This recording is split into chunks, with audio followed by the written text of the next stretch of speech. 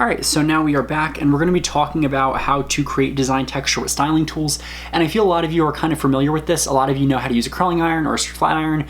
If not, that's fine. We're all here to learn. And, like for example, when I thought I knew how to flat iron hair, I found out I wasn't doing it the correct way. So we'll be discussing more about this later on in the chapter. I'll probably upload some videos on the basics of how to use a flat iron, basics of a curling iron and Marcel iron, because each tool will give you a different look and it depends upon the artist. So when people talk about buying the most fancy tool and this and that, you're given, depending on where you're going to cosmetology school, some of them give you the very basic ones, others give you more complex ones, and they all work the same. It's really up to the artist. If you can make hair look good with something very simple, you can do almost anything. So know that texture can be temporarily created by using heat or wet styling techniques. You can use hot rollers, steam rollers, and they give you different curl. A hot curling iron, wet setting. There's so many ways to create wave or curl. You can straighten curl with the blow dryer or flat iron, but I'll caution you on this. If someone comes in with very thick curly hair, it's best to wash it, specialty blow dry it with a product, and then flat iron it appropriately. The old school method was doing the pressing comb. So you'll learn about that later on when we talk about thermal styling. Crimping irons are used to create interesting and fashion wave patterns. They do like little zigzags. Crimping irons come in mini crimpers. All the irons come in mini sizes and they can be used appropriately to create different and fun style. Curling irons come in wider sizes from like a half an inch to really big. Crimpers are not used as much as they were in the 80s, but they're used for fun fashion looks, editorial looks. If someone has very thin or fine hair, you can crimp the underneath with a mini crimper, teased out a little bit, and that gives them a lot of volume, so it looks like they have thicker hair. These are all things you can think about, so you can combine that in a flat iron. You can use a flat iron like a curling iron to curl the hair. Finger waves, braids, locks are another way. The book says braids and locks are another way of creating temporary texture pattern changes. I'm going to challenge us with the locks. Unless we're talking about extensions, if you do dreadlocks, that can create technically a permanent style and you have to, cut them out. So just be familiar with that. We're going to talk about dreadlocks later on. Know that you can change design texture with chemicals. You can do perms. They last until the new growth is long enough to alter the design. Curly hair can be straightened with relaxers and thio smoothers. Straight hair can be curled with permanent waves. Know that, we're going to talk about them later on, but know that with chemical waves, the hair has to be in good condition to do them, and that with a perm, all perms will require some additional style. It's not like you wake up and you can wear it, which you could, but sometimes you have to dry it a little bit or fluff it out a certain way or specialty diffuse dry it. These are all things you should become aware of and take additional classes in. So when you're designing with wave patterns, when you use too many wave patterns in a texture, or not texture, a style, it can make it look very busy. So you can combine them. If you have wave patterns that are all different sizes and degrees, that'll make the hair look like a frizzed mess, which may look good for an editorial, but may not look good for your older client or your mature client. Smooth wave patterns accent the face and are particularly useful when you wish to narrow around head shape. And curly wave patterns take attention away from the face and can be used to soften square rectangular features. So if your client has a very severe jawline, using a nice placed curly or a nice wave, that can take the texture away and blend everything. Also know that hair color is a huge component of designing. So not only your styling, your cutting, but your color can be used as a way to complement what you created. So with hair color, it could be psychologically pleasing, visually pleasing. It could be used to make all parts of design appear larger or smaller. It can define texture and line. It can help tie elements together. So know that with hair color you can create dimension. Typically light colors and warm colors create more volume, because if you think about volume, adding yellow to colors gives it more volume. It makes it look like it has more. If you have two clients with thin hair and you have one of them, and they're all gray, let's say they're all gray, two clients that are gray, thin hair, you color one of them with blonde hair, it'll make it look like she has more hair if you give her a nice volume blowout. If you take that client who's also thin hair and very gray and you give her pitch black hair and you give her a flat hairstyle, just that color change will make her hair look thinner. Even if you give that same client with black hair a big beautiful blowout, you might see her scalp line. It may make it look more obvious. So typically err on the lighter side and warmer when your client has fine gray hair. Know that dark and cool colors recede or move in toward the head, creating an illusion of less volume. The illusion of dimension or depth is created when colors with light and warm tones alternate, so like highlights, lowlights, and a base color. They give you some great examples of color in here. You can create lines with color because the eye is drawn to the lightest color. You can draw a line using a foil and that will create a focal point or make an interesting style. A single line of color or a series of repeated lines in color create a bold, dramatic accent, which may be great if you want a client that wants that look. If you want a client that wants something more natural, you don't want to be as bold. Typically, you want to go, if a client has warmer skin tone, you want to do the color that is compatible with the skin. So a gold tone to a client, if the client has gold tone to her skin, warm colors are more flattering than cool colors. And if a client has a cooler tone, stick with a cool color. For a more conservative natural look, use 2 or more colors and choose colors with similar tones within 2 levels. So when you learn how to identify the level, you don't want to, let's say client's natural level 5, you're not going to be going to a level 7, that'll be way too warm. You want to pick a level that's 2 shades lighter or 2 shades darker if you want to stay within that natural look.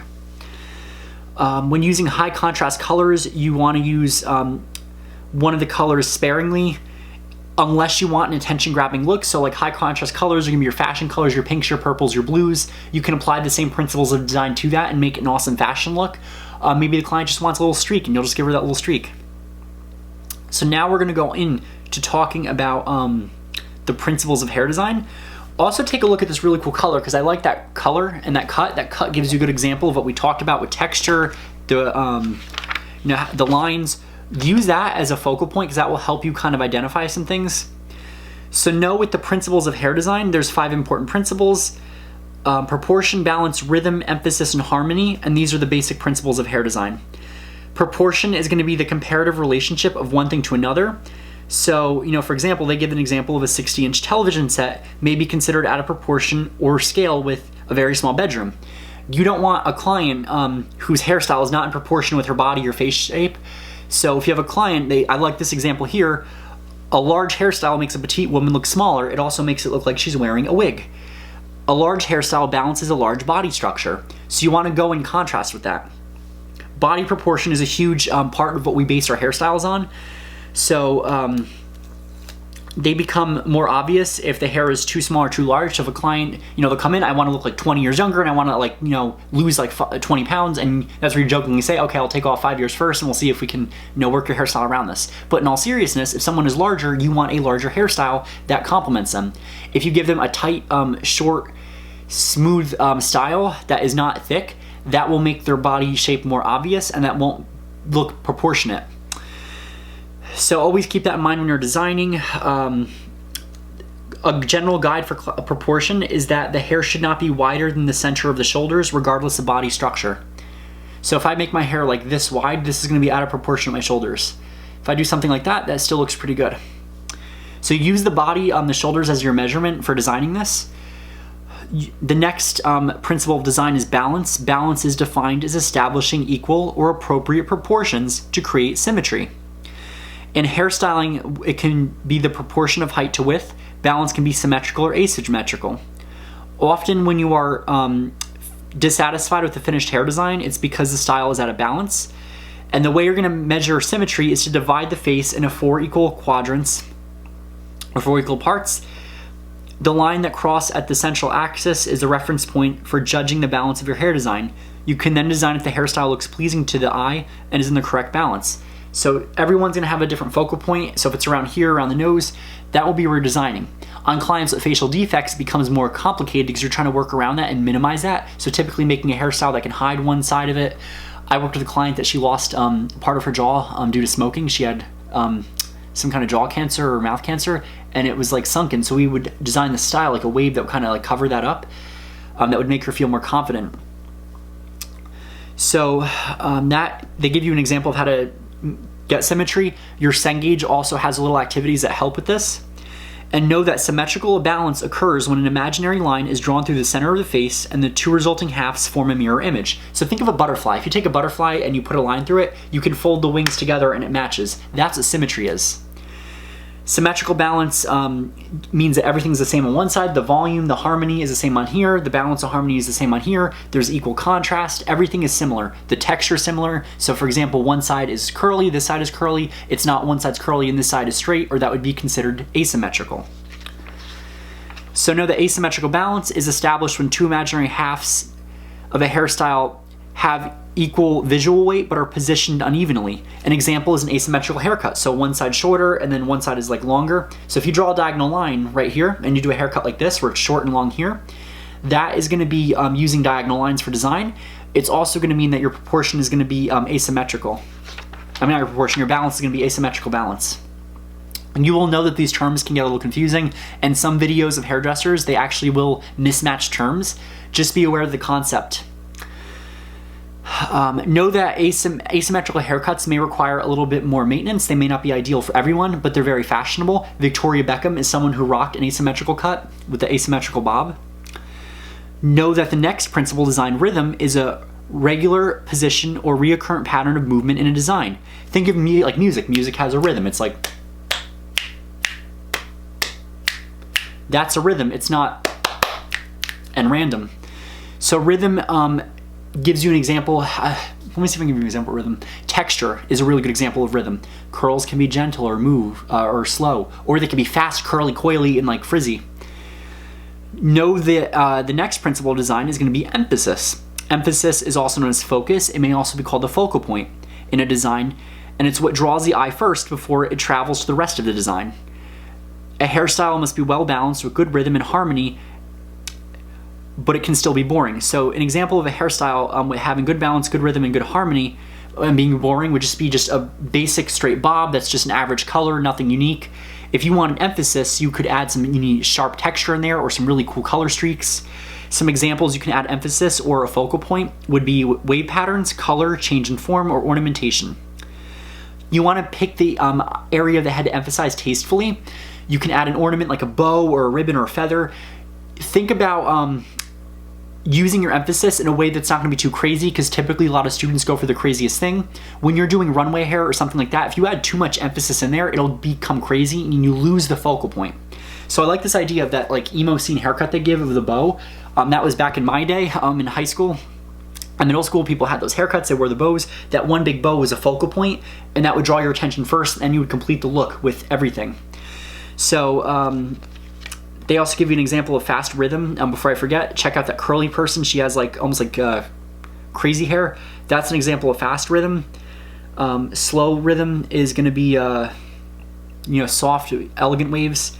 Another way of creating emphasis is when you take two buns. They give that example, and they give a crazy fast rhythm of wave patterns. You can create emphasis of color by coloring the bang or fringe area one vivid color and keeping the rest of it darker. The last principle of design is harmony, and harmony is going to be the creation of unity in a design, and it's the most important art principle. Harmony holds all the elements of design together. When a hairstyle is harmonious, it has the following elements: a form with interesting lines, a pleasing color or combination of color and texture, a balance and rhythm that together strengthens design. A harmonious design is never too busy, and it is in proportion to the client's facial and body structure. Successful harmonious design includes an area of emphasis for which the eyes move to the rest of the style. The principle of design may be used in modern hairstyling and makeup to guide you of how to best achieve these beautiful appearances. The best results are obtained for each of your client's facial features is properly analyzed for strengths and weakness. Your job is to accentuate the client's best features and downplay the features that they don't want. Every hairstyle you create for your client should be properly proportioned to body type and correctly balanced to the person's head and facial features. The hairstyle should attractively frame the client's face. An artistic and subtle way of hairstyling will take into account physical characteristics such as the following: body posture, features, perfect as well as imperfect, shape of the head, including the front view, face shape, profile, and back view. And I think on this note, it's important to recommend this, that we all come in this field because we want to make people feel good about themselves. We're almost like therapists, like, because I can say this because I'm doing a grad school program now to be a therapist, but I can tell you, when I was doing hair before I had like any sort of training or any kind of class in therapy or psychology, I can tell you that your clients will confide in you about things they don't feel comfortable probably telling their own therapist. This is why it's important to have a good relationship with your client.